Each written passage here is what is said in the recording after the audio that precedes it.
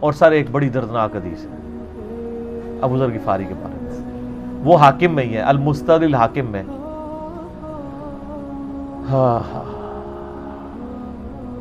غزوہ تبوک آپ کو پتا ہے ایک ایسا غزوہ تھا جس میں جو شرکت نہیں کرے گا وہ منافق ڈکلیئر ہوگا، قرآن میں فتویٰ آ گیا تھا۔ اس سے پہلے کبھی نفیر عام نہیں تھی، یہ پہلا اور آخری موقع تھا، کیونکہ رومن امپائر سے ٹکرانا تھا، سپر پاور تھی دنیا کی، 1.5 لاکھ کی فوج لے کے کیسرے روم بارڈر پہ آ گیا تھا عرب کے۔ تو نبی علیہ السلام نے اناؤنسمنٹ کی کہ بھئی اب سب نے جانا ہے، جو نہیں جائے گا منافق شمار ہوگا، الا یہ کہ کسی کے پاس ریسورسز نہ ہو، یا کوئی مریض ہو، یا کوئی عورت ہو، یا کوئی معذور ہو۔ منافقین آگے بہانے کر رہے تھے، کچھ سادہ لوگ مسلمان بھی اس کا حصہ بن گئے۔ بخاری مسلم میں 3 اصحاب کی توبہ کا واقعہ بھی موجود ہے، وہی میری ویڈیو ریکارڈڈ ہے۔ تو کعب بن مالک کی رضی اللہ تعالیٰ عنہ علیہ السلام، تو کچھ لوگ جو ہیں وہ یعنی اپنے ان معاملات کی وجہ سے کچھ پیچھے بھی رہ گئے۔ تو المستدرک الحاکم میں آتا ہے کہ صحابہ کرام کہتے ہیں کہ ہم نبی علیہ السلام کے ساتھ سفر پہ نکلے نا جب، تو نبی علیہ السلام کو آ کے کوئی بتاتا تھا، کہتا تھا یا رسول اللہ وہ جو فلاں بندہ تھا نا وہ بھی کوئی نہیں آیا، پیچھے رہ گیا۔ تو آپ علیہ السلام پرواہ نہیں کرتے تھے، پھر بتایا گیا یا رسول اللہ وہ بھی کوئی نہیں، یعنی جڑے نعرے مارتے سن اچے اچے جدوں ایتھے کسی کو دسایا جائے گا سر وہ تہاڈا پکا جڑا یار ہے بیلی وہ بھی کوئی نہیں جے، تو حضور علیہ السلام کو لوگ نا فیڈ بیک دیتے یا رسول اللہ وہ بھی غائب ہے، وہ بھی نہیں آیا۔ اب 30,000 کے لشکر میں آپ نے کوئی ریکارڈ تو نہیں رکھا تھا، رجسٹر تھا، لیکن کدھر 30,000 بندوں میں کدھر کوئی رکھ سکتا ہے صاحب اس طرح، یا رسول اللہ وہ بھی رہ گیا وہ بھی۔ تو حضور علیہ السلام کہتے ہیں ٹھیک، آپ فرماتے تھے اللہ چاہے گا تو آ جائے گا، نہیں آئے گا تو نہیں آئے۔ تو کسی نے کہا کہ وہ ابو ذر غفاری بھی پیچھے رہ گیا، آیا اور ابو ذر کو اس کے اونٹ نے روک لیا۔ اونٹ ہی نہیں اٹھ رہا تھا نا سر، وہ آپ کو گاڑی تو نہیں ہے نا جو سٹارٹ کر لیں گے آپ، اونٹ چلنے سے انکار کر دے، کوئی کر سکتا ہے؟ اور سر سفر کتنا ہے؟ 700 کلومیٹر، 700 کلومیٹر کا ریگستانی سفر آج کے دور میں بھی کرنا مشکل ہے۔ سائیکل پہ نہیں آپ کر سکتے، پیدل تو آپ سوچ بھی نہیں سکتے، اونٹ کے بغیر کیسے ہو سکتا ہے، جس میں آپ کو اونٹ اس لیے بھی ضروری ہے کہ اس کے اوپر آپ نے سامان لادنا ہے، پانی نہیں راستے میں پینا، ریگستان میں تو کئی کلومیٹرز تک کچھ بھی نہیں ہوتا، بھوکے پیاسے مریں گے، پھر آپ قافلے سے بھی جدا ہیں۔ تو ابو ذر غفاری کوشش کرتے رہے کس طریقے اونٹ، اسی دوران قافلہ نکل گیا آگے، تو وہ اونٹ اٹھا ہی نہیں ہے، تو حضرت ابو ذر غفاری نے اپنا سامان اپنی پیٹھ پہ لاد لیا، پیدل چل پڑے ریگستانی سفر میں۔ حاکم کی روایت ہے کہ ہم نے دیکھا دور سے ایک اکیلا شخص آ رہا ہے جس کی پیٹھ کے اوپر بورا لدا ہوا ہے۔ تو نبی علیہ السلام کی آپ محبت دیکھیں، آپ نے فرمایا کہ تو ابو ذر ہو جا، یعنی جو آنے والا شخص ہے تو ابو ذر ہو، یعنی حضور نے خواہش کا اظہار کیا۔ آپ کو نظر تو نہیں آ رہا تھا یہ کون آ رہا ہے، آپ کی محبت، آپ کو پتا تھا ابو ذر غفاری نہیں رہ سکتا پیچھے۔ تو صحابہ کہتے ہیں آپ نے فرمایا تو ابو ذر ہو جا، تو صحابہ کہتے ہیں تھوڑی دیر بعد جب وہ قریب آئے تو ہم نے پہچان لیا ابو ذر غفاری ہیں۔ تو جب ہم نے پہچان لیا نا تو حضور علیہ السلام نے ان کے پہنچنے سے پہلے آپ نے فرمایا ابو ذر کو دیکھو اکیلا آ رہا ہے، اکیلے ہی دنیا سے جائے گا اور قیامت الدن بھی اکیلا اٹھایا جائے گا۔ دنیا سے کیا کہہ رہے گے، صحیح بخاری میں آتا ہے کہ حضرت عثمان غنی رضی اللہ عنہ کے دور میں چکے، یہ اس حدیث کا بھی کچھ حصہ باقی ہے، میں بعد میں بیان کروں گا، پہلے میں اس کو کنکلوڈ کر لوں کہ صحیح بخاری میں آتا ہے کہ حضرت ابو ذر غفاری شام چلے گئے تھے، وہاں پہ چونکہ گورنر تھے حضرت معاویہ رضی اللہ تعالیٰ عنہ،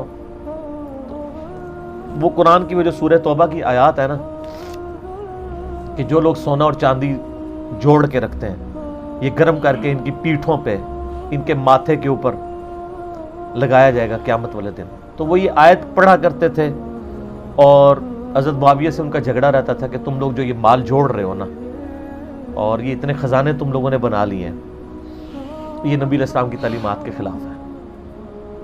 تو حضرت معاویہ کہتے تھے یہ تو اہل کتاب کے بارے میں آیات نازل ہوئی ہیں، تو وہ کہتے تھے نہیں، یہ سب کے بارے میں ہے۔ اب شرعی حکم یہ ہے کہ مال آپ جوڑ سکتے ہیں اگر آپ زکوٰۃ دے رہے ہیں، لیکن یہ پسندیدہ نہیں ہے، طریقہ نبوت یہ نہیں ہے۔ نبی علیہ السلام نہیں جوڑ سکتے تھے، پوری زندگی زکوٰۃ دینے کی نوبت نہیں آئی ہے، حالانکہ خمس ملتا تھا، خیرات کرتے تھے۔ ابو ذر غفاری کا جھگڑا یہ تھا کہ تم تو نبی کے اصحاب ہو، تم لوگوں کو یہ زیب ہی نہیں دیتا کہ تم لوگ اس طرح کے محلات میں رہو اور اس طرح مال جوڑو۔ تو اب چونکہ سینئر صحابی تھے، ان کو ہاتھ ڈالنا بھی آسان نہیں تھا، پھر نبی علیہ السلام نے فرمایا ہو کہ اس سے زیادہ سچا انسان ہی کوئی نہیں، تو حضرت معاویہ نے خط لکھا حضرت عثمان کو کہ جی اس بندے سے میری جان چھڑائیں نا، اس کو آپ واپس بلائیں۔ تو حضرت معاویہ نے جب خط لکھا تو حضرت عثمان نے ان کو کہا تم مدینہ شریف واپس آ جاؤ۔ مدینہ شریف جب یہ واپس آئے تو صحیح بخاری میں آتا ہے کہ لوگوں کا جھمگٹا لگ گیا بزرگ غفاری کے گرد، لوگوں کو پتا تھا کہ تو بڑا یعنی زہد والا بندہ ہے۔ تو ابو ذر غفاری وہی حدیثیں سنایا کرتے تھے کہ حضور نے فرمایا یہود پہاڑ سونے کے برابر ہو تو میں خیرات کر دوں گا، جبکہ باقی صاحب کہتے تھے کہ مال جوڑنا جائز ہے اگر زکوٰۃ کوئی دیتا رہے۔ وہ یہ کہتے تھے کہ یار یہ تم لوگوں کو تو زیب نہیں نہ دیتا، یار تم لوگ تو یہ باتیں نہ کرو، تم لوگ نبی کی صحبت یافتہ ہو، تم لوگوں کو تو زہد ہونی چاہیے تم لوگوں کی زندگی میں۔ اب لوگوں کا ہجوم ان کے گرد لگ گیا اور پھر حضرت عثمان نے ان کو خلیفہ وقت بلایا اور کہا کہ یار تو خود ہی مدینہ شریف چھوڑ کے یہاں سے چلا جا، تیری وجہ سے فتنہ کھڑا ہوا ہے۔ تو حضرت عثمان نے کہا میں نے تو نبی علیہ السلام سے سنا تھا کہ حکمرانوں کی اطاعت کرنا، صبر کر لینا۔ تو ایک زبدہ نامی کا ایک گاؤں تھا مدینہ شریف کے پاس، شہر سے ہٹ کے، تو وہ پھر وہاں پہ ہجرت کر گئے۔ آپ دیکھیں ریونج کیسا تھا، لوگ کتنے ڈرے ہوئے تھے کہ ابو ذر اپنی بوڑھا شخص 80-90 سال کا بابا اپنی ایک بڑھیا بیوی کو لے کے اس عمر میں شہر بدر ہو رہا ہے اکیلا۔ آج نہیں آپ سوچ سکتے کسی جگہ آپ اکیلے جا کے پڑاؤ کریں، کسی بیابان کے اندر، ریگستان کے اندر۔ اس زمانے میں آپ سوچ رہے، آج کل بھی آپ مدینہ شریف کے گرد چلے جائیں تو آپ وہاں نہیں ایک رات بھی نہیں گزار سکتے۔ تو کوئی شخص حضرت ابو ذر غفاری کو سی آف کرنے نہیں آیا سوائے حضرت علی کے، اور وہ بھی مدینے کی باؤنڈری تک آئے۔ ان کو پتا تھا ان کے سٹانس کے بارے میں، اور حضرت علی نے ان کو جب سی آف کیا تو کہا کہ میں چونکہ حکمران وقت کی اطاعت کا پابند ہوں، میں مدینے کی باؤنڈری سے باہر نہیں جاؤں گا، اگر مجھے کوئی اس طرح کا یعنی حکم اجازت مل جاتی تو میں تیرے ساتھ جاتا۔ ایران والوں نے حضرت علی علیہ السلام کے زندگی کے آخری 10 سال کے اوپر ایک فلم بنائی ہے، امام علی علیہ السلام۔ اس میں ابو ذر غفاری کے سارے واقعات انہوں نے فلمائے ہیں سر، دیکھنے والے ہیں۔ جب مولا علی چھوڑنے آتے ہیں، پھر جو ان کی ڈیبیٹس ہوتی ہیں مدینہ شریف میں لوگوں کے ساتھ، وہ ساری انہوں نے ویڈیو میں فلما دی۔ پھر یہ چلے گئے وہاں پہ رہنے شروع ہو گئے۔ اب اس حدیث کی طرف واپس آ جائے جو فرمایا آپ علیہ السلام نے اکیلے ہی مرے گا، تو ابو ذر غفاری، اس حاکم کی روایت میں آتا ہے ابو ذر غفاری کی موت کا وقت قریب آ گیا، صرف بیوی ہے پاس۔ بیوی نے رونا شروع کر دیا کہ حضرت آپ فوت ہو گئے، آپ کو کفن کون دے گا، آپ کو غسل کون دے گا، آپ کو دفنائے گا کون، میں عورت ذات کیا کر سکتی ہوں۔ حضرت ابو ذر نے کہا کہ نبی علیہ السلام سے میں نے سنا تھا کہ تو اکیلا مرے گا، پھر مسلمانوں کا ایک قافلہ وہاں سے گزرے گا جو تجھے کفن دے کے دفنائے گا اور جنازہ بھی پڑھے گا۔ تو نے فکر نہیں کرنی، جب میں مر جاؤں تو میری لاش کو چوراہے پہ رکھ دینا، گزرگاہ پہ، جو یعنی مدینہ کی طرف راستہ آتا تھا گاؤں ایریا سے گزر کے، اللہ میرا بندوبست کر دے گا۔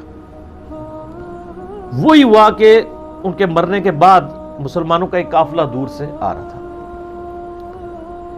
تو اسی مستقل حاکم کی حدیث میں آتا ہے کہ سر قافلہ بھی سنے پھر کون ہے؟ عبداللہ ابن مسعود. ابو ذر غفاری بھی زہد کے امام، ابن مسعود بھی زہد کے امام، ابو درداء بھی زہد کے امام.